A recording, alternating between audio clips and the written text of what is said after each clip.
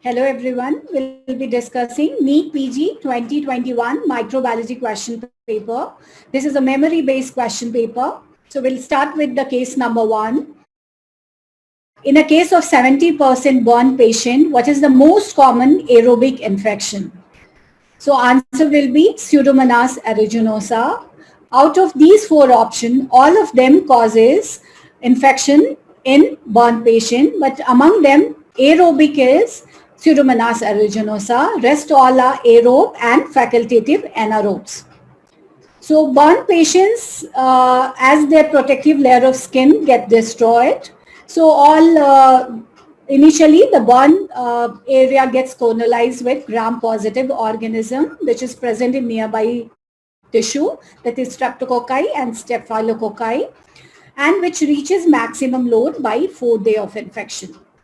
Slowly, the covering or healing will start, eschar will start forming over the bone, and avascularity of eschar along with impaired local immune response favors the bacterial colonization. So all the flora from GIT tract, upper respiratory tract and hospital environment like Pseudomonas aeruginosa, Acinetobacter, Escherichia coli, Klebsiella and fungi like Candida and Aspergillus can cause infection. So correct answer for this question is Pseudomonas aeruginosa, which is a strict aerobic organism.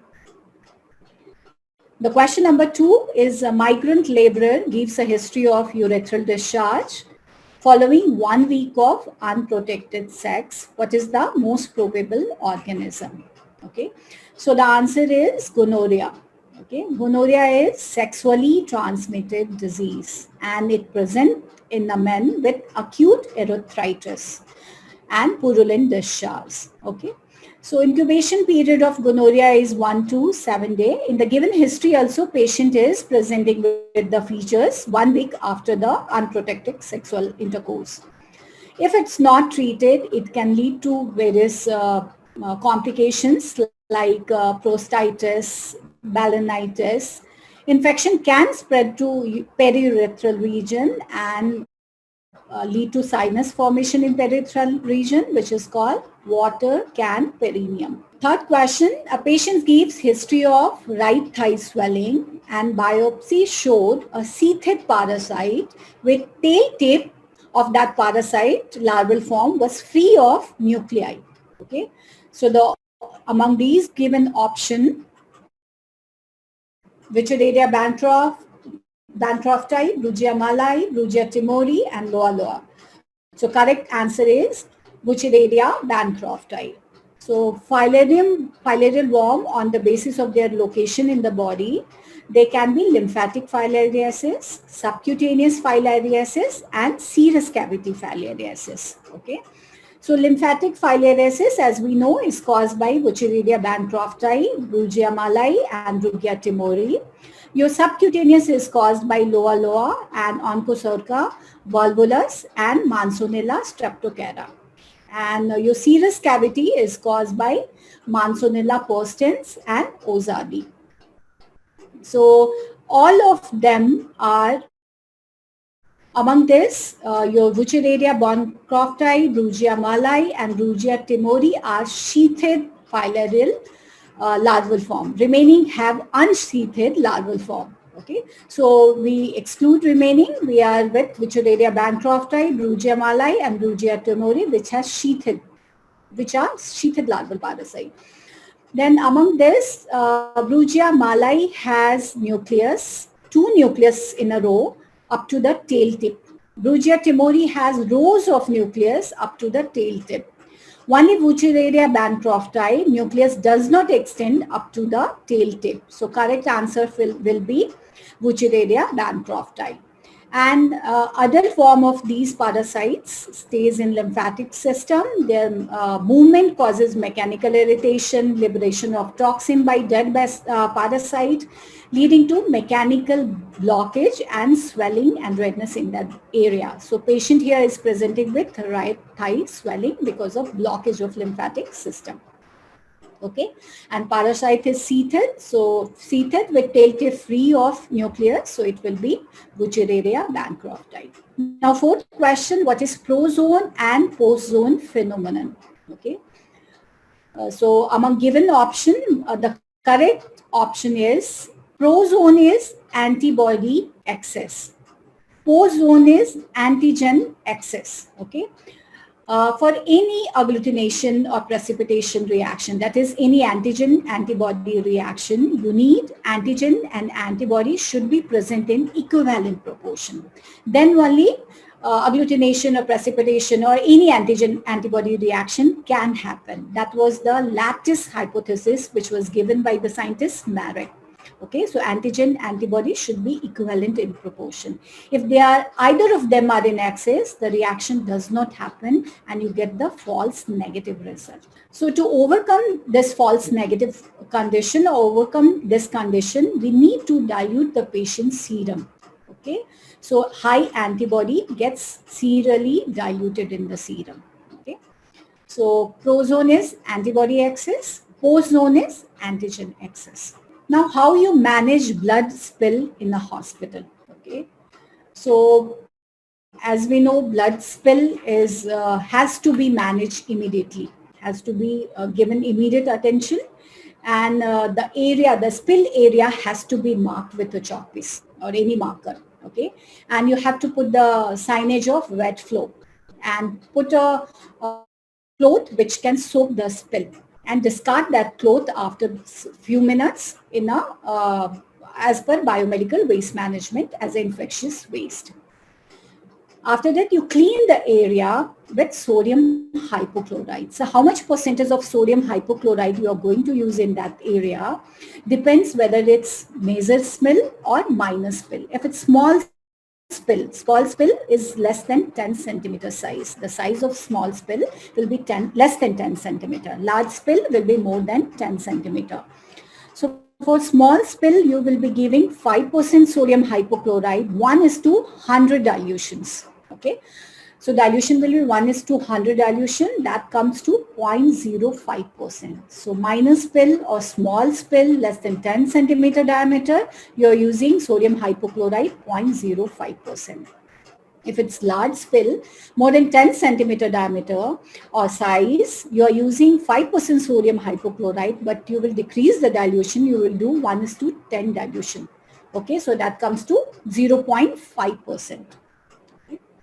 So the blood spill has to be managed with sodium hypochlorite. For minor, it should be 0.05%.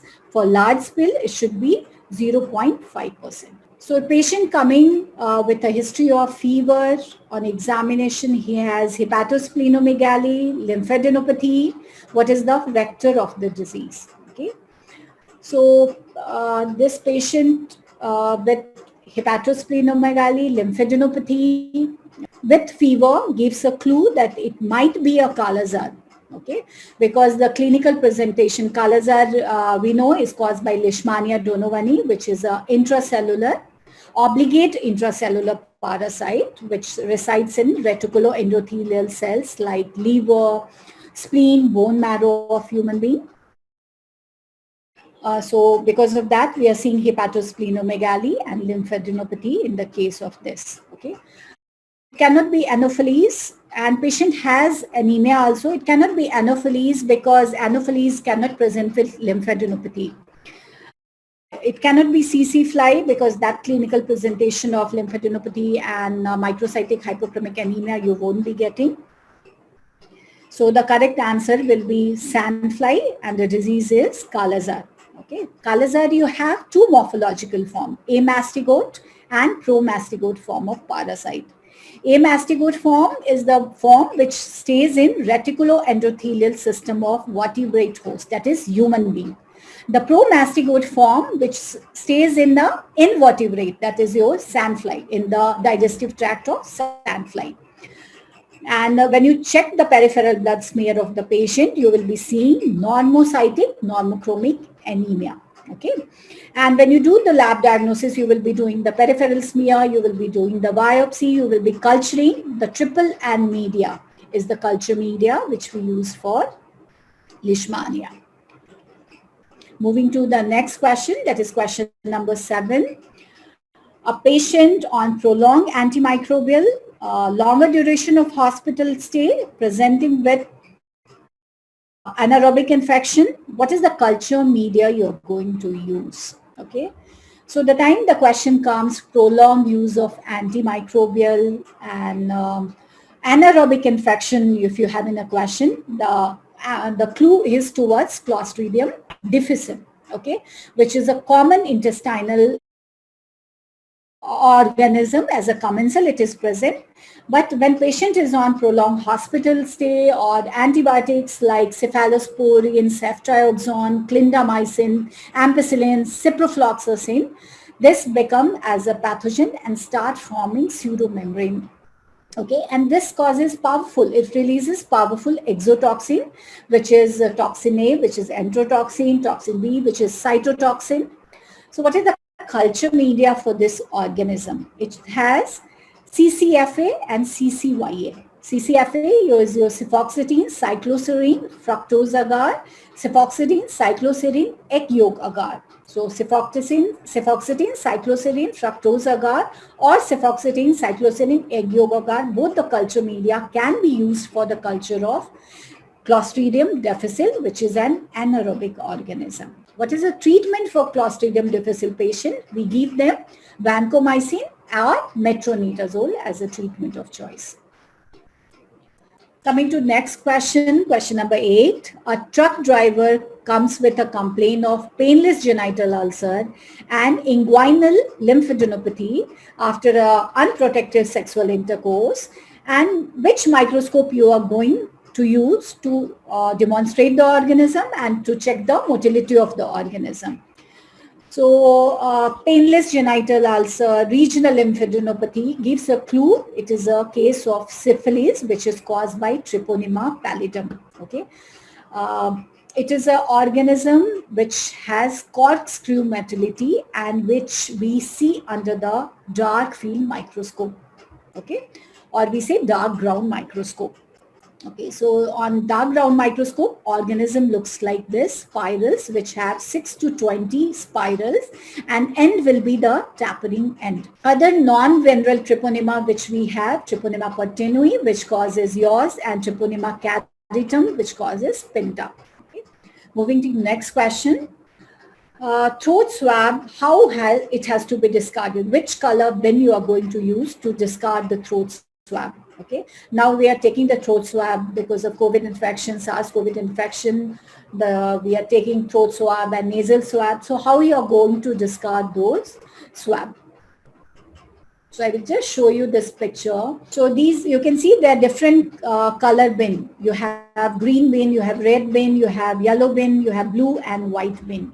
Okay, so as we know, green bin we use for general waste. That is your kitchen waste, tissue paper, paper towels, water bottles, cans, which we discard in green bin. Then you have red bin. Red bin, we discard infected plastics, plastic syringes, gloves, plastic waste, all infected plastics, which discard in a red bin. Then you have yellow bin. Yellow bin is used for all anatomical waste, human or animal origin anatomical waste, then soil waste, cytotoxic waste, laboratory waste, and expired or discarded medicine. Okay, even your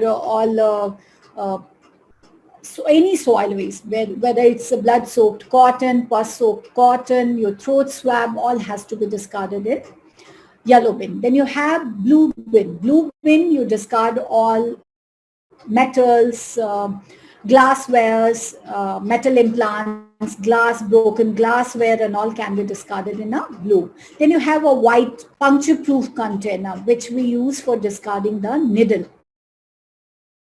So the correct answer for throat swab is your yellow bin. Okay, all infected waste we are going to discard in yellow bin. All infected plastic we are going to discard in red bin. All general waste we are going to discard in green bin. All broken glasses or implants, metallic implants should be discarded in blue bin. all needles, okay, after injection, whatever needles come, that has to be discarded in puncture-proof white container. Moving to next question. A patient with history of cough and abdominal pain, and you have diagnosed, you have taken the bronchoalveolar lavage, and you have seen the larval form. So which parasite is this?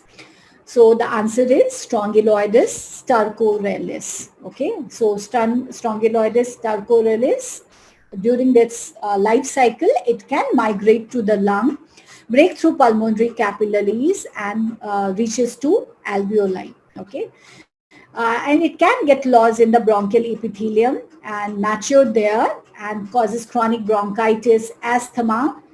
So the larval form, that is called rhabditiform larval stage or egg of Strongyloides, can be seen in sputum or bronchoalveolar larvae.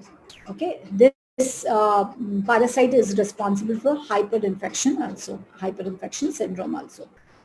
Moving to next question. A 23-year-old female who is primigravida, whose school-going cousin staying in the same house has contracted the varicella zoster infection, and the lady came for blood investigation and she was tested negative for varicella antibody. As we know, we test for IgM and IgG antibody, but she is negative for both the antibodies. So what you predict? So answer for this question, answer is she is susceptible to chicken pox. Okay, so we test IgG and IgM antibody. IgM means recent infection. IgG can be past infection, okay, or because of vaccination. So in this case, you are getting both IgM and IgG negative, which indicates that there is no prior exposure to VZV, and neither she is vaccinated. So when we use, the two words are commonly used is chicken pox and zoster. Okay, so chicken pox is bilateral rashes which affects the children, mainly the children, following the primary infection. Zoster is varicella zoster infection, which will be unilateral, and it happens because of reactivation of virus.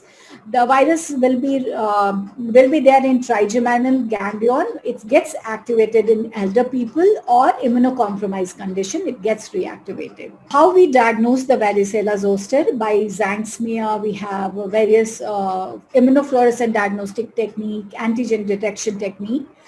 So the vaccine we give is live attenuated vaccine. OK strain is used for the vaccination. We give 2 doses.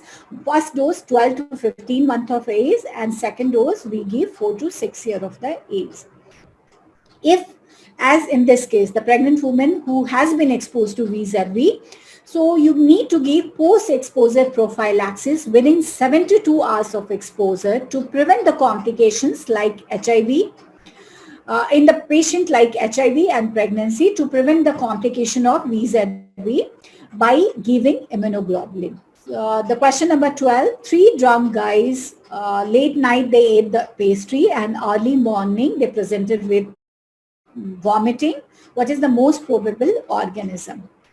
So among the given option, the answer is Staphylococcus aureus. Staphylococcus aureus preform toxin, and the most common food item which through which we get this infection is pastry, dairy products, poultry products, salads, mayonnaise products, and it has preform. These are preform toxin, so it starts acting very rapidly within 1 to 6 hours of consumption, and these are enterotoxin. Okay, and this enterotoxin has 15 serotype A2E and G2P, and they act as a super antigen. Okay, and among these, type A is the most common, which causes food poisoning. Why not Bacillus cereus? Because Bacillus cereus causes emetic form, causes vomiting. Mainly the food item consumed will be fried rice. Okay, so seeing the consumption of food item, we exclude this. Vibrio cholera, because Vibrio cholera mainly the history of intake of seafood the patient gets. And Clostridium botulinum mainly is canned food and other products. So the answer is Staphylococcus aureus enterotoxin. What is the enrichment media for dysentery stool sample? So dysentery and diarrhea. Dysentery is when the loose stool is mixed with blood and mucus. We say it as a dysentery. Okay. So dysentery is caused by bacteria, which we know, Shigella dysenteriae. Okay. So what is the enrichment media we use for Shigella dysenteriae? So enrichment media is nothing. They are liquid media. They are liquid, they are broth. Liquid media, we say it as a broth. They are liquid media. They have some inhibitory substance which allow other commensal to get inhibited and only selectively allows pathogen to grow. So these selective or enrichment media we use in those conditions where there is high chances of presence of commensal in the sample, like your stool sample, sputum specimen, where high number of normal flora commensals are present. Okay, so in selenite F broth, selenite F stands for fishes. Selenite F broth, sodium selenite is inhibitory substance which inhibits the gram-positive and gram-negative bacteria of which is a normal flora in your intestinal tract like Escherichia coli and other coliform bacteria, and allows only the pathogen to grow, that is your Shigella dysenteriae to grow. Now, apart from selenite F broth, gram-negative broth can be also used for Shigella. Tetrathionate broth we use for Salmonella typhi, and alkaline peptone water we use for Vibrio cholera. So these are the other example for enrichment media. Coming to next question.